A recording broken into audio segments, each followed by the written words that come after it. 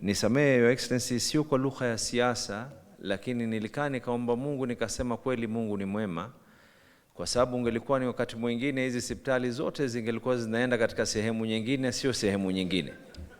Kwa hivyo kuchukua fursa kwanza kuweza kutoa kongole kwa ndugu zetu kwa mkono wao ambao kwamba wameweza kutupatia.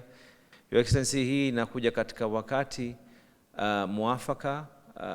Serikali za county pamoja na serikali kuu, wizara yako ya afya, tuko katika mpangilio wa kuweza kujaribu vile inavyowezekana kupunguza vifo vya akina mama na vifo vya watoto wakati wanazaliwa. Hii ni jambo ambalo kwamba litaweza kusaidia mno.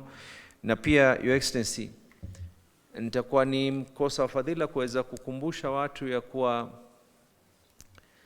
marais watatu mbele walijaribu kuweka mpangilio wa universal health, lakini ni wewe ndio ambao kwamba uliweza kuijaribu licha ya misokomano yote,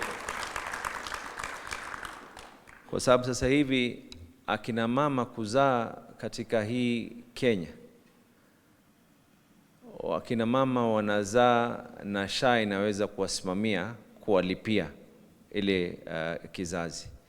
Na kando na hivyo, ikiwa ni mama amezaa amefanyiwa upasuaji ama amezaa inabidi aweze kulazwa katika hospitali, pia kuna hundi jingine ambayo kwamba inaweza kulipwa, sivyo vile ilivyokuwa zamani ya kwa ilikuwa ni kiwango kidogo. Sasa hivi pesa ambazo kwamba zinaingia kwa kila hospital ni ya juu zaidi, na umetoa amri Your Excellency juzi katika mkutano wetu wa summit ya kwa pia level 2 na level 3 ziendelee katika mambo ya uzazi, ukaweka kauli yako.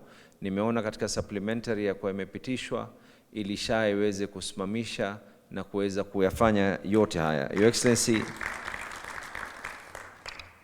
sisi kwa niaba ya magavana wenzangu ni kutoa shukrani kwa serikali yako, na kama serikali za county tumezungumza na tutaweza kufanya bidii kupitisha leseni zozote ambazo kwamba zinahitajika ili tuje kuweza kuzifungua hizi hospitali, na tuwezi kujua pengine kutakuwa na watoto wanazaliwa pale, mmoja aitwe Ruto, mwingine aitwe Edha, mwingine aitwe Duale. Asanteni sana na Mwenyezi Mungu ajalie kila laheri. Asanteni.